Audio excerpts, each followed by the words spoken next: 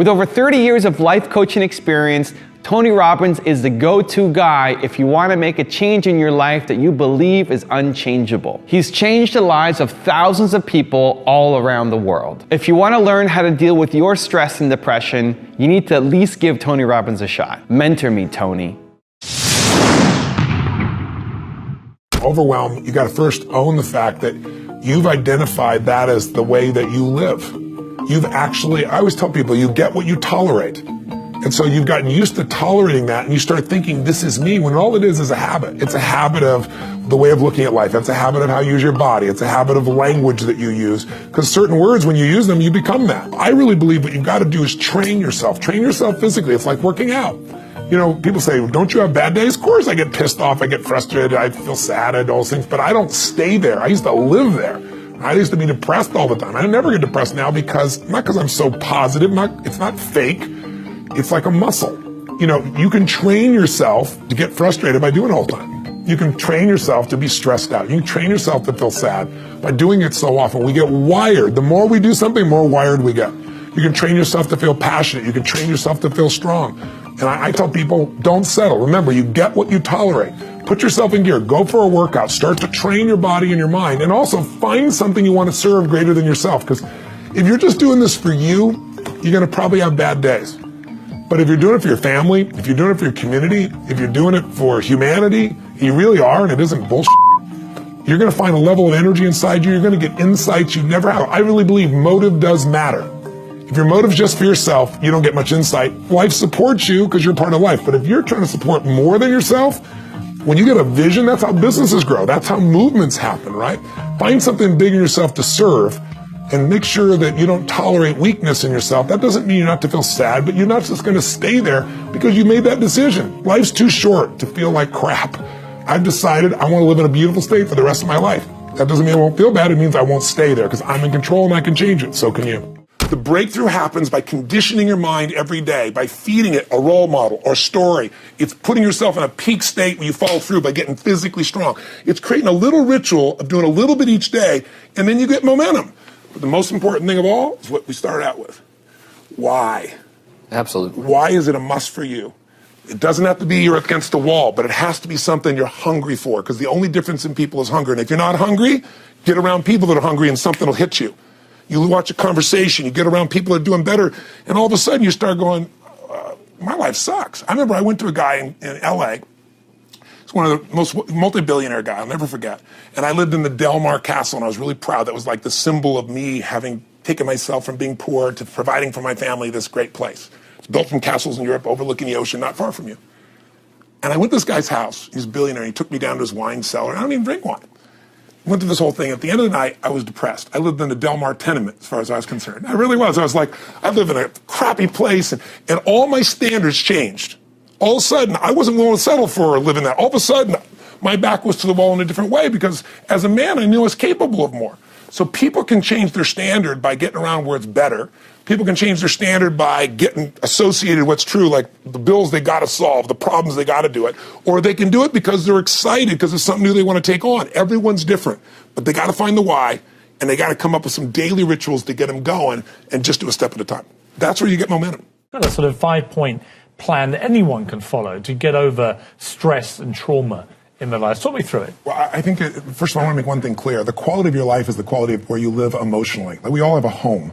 Angry people find a way to get angry, even if their life doesn't have anything to be angry about. We can always find it. Sad people find a way to be sad. Caring people find a way to care for other people.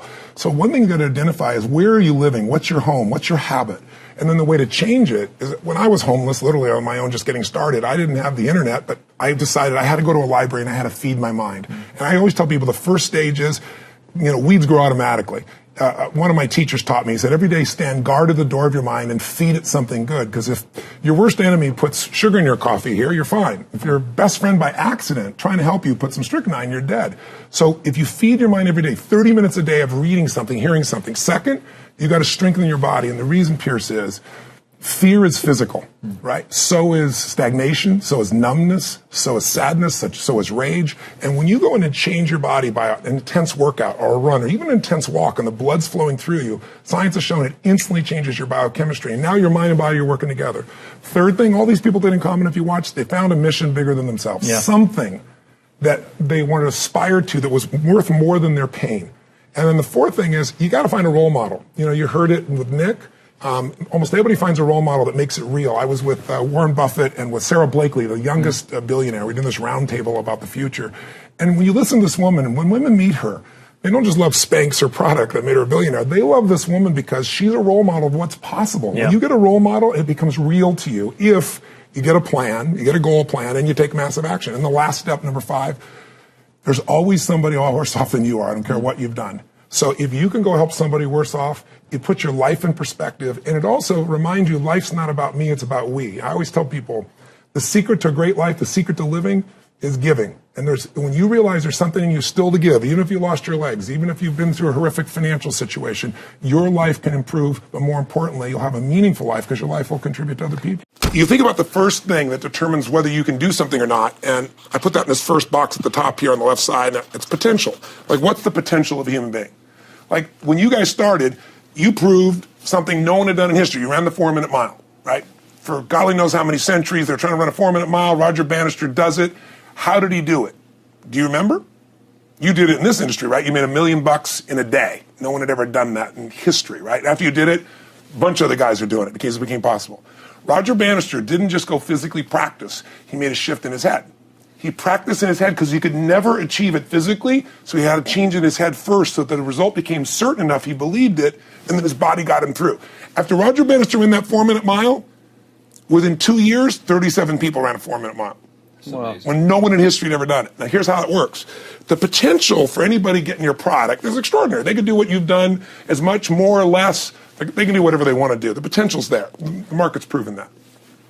Whether or not they tap into that potential has a lot to do with what action they take, which is the question you came to me with, right? Like, you know, God, they all have potential, but they're not taking action. And we all know that the action they take is going to determine the results they get. That's pretty obvious. So most people have a belief about what their real potential is no matter what you tell them. And that affects how much action they take. And of course, that affects the result. And then ironically, that result reinforces their belief. And then that belief affects it. So I'll give you an example. Let's say a person has unlimited potential, we all agree. But they take little action, little results. Why? Because they have to start with a problem with their belief. They don't believe it's really going to happen for me. Maybe for Frank Kearns because he's got the cool hair and stuff, or maybe it's for you because you're so driven, but it's not me. Maybe Tony Robbins because he's a freak, got these big teeth. Whatever their thought process is, right? They got this thing, right? But what happens is if you believe that there's very little potential, how much action are you going to take? Nothing, little. And when you take little potential with a little action, what kind of results do you get? Lousy little results. And when you get little results, what does that do to your belief? You go, see, I told you this was a waste of time, told you this wouldn't work. And then what happens? You tap even less potential. You take even less action. You get even worse results, and your belief gets even weaker. And this sucker feeds on itself until you are in a downward spiral. It's poisonous. It's poisonous and it's self-fulfilling. Now, what if something could happen that could come along and fill you with a sense of absolute certainty? Not like I believe, but where you know.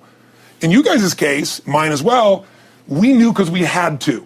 Because we burned the boats. There was no other option. We had to find a way. We weren't going to live that way. We all did it in different ways and for different reasons, but in essence, that was it. If you get yourself in a state of certainty that this is going to work, I'm going to find the way, and if this doesn't work, I will make the way, then you tap a lot more potential. And when you're certain in your potential, you take massive action. When you take massive action, you really believe in something, you get great results. When you get great results, your brain goes, see, I told you I was a stud. I told you this thing would work out. Now you're even stronger. You tap more potential, take greater action, greater results. That's how you went from $300 in a week to $2,500 in 5 days to $100,000 in a month to $1 million in a day. Same thing with you. And we get momentum. That's why the rich get richer and the poor get poorer. Now some people go out and they go, well, I'm going to take a bunch of action. All right, I'm going to open this product. I'm going to try it. And they'll say to you, I even did it.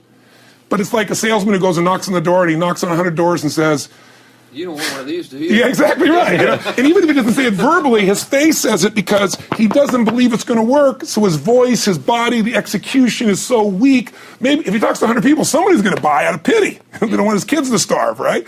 But he's not going to get the result. So the core difference in people is how do you produce certainty when the world isn't giving it to you? You go out and you try. In your case, you're 100,000 in debt, nothing's working.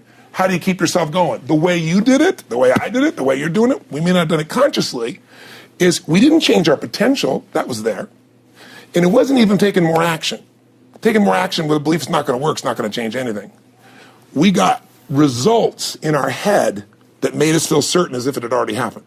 What do I do when I feel the fear paralysis that happens when my mind starts to run wild? It seems like there is a cascade of doom and gloom thoughts, and I can't seem to take any action. I just worry. You know, people who are not used to having that emotion are having it these days. Well, we've all had it at different times of our lives. We just forget. And I think what he has to do is, what's a time in your life that you had an enormous crisis, but what pulled you through?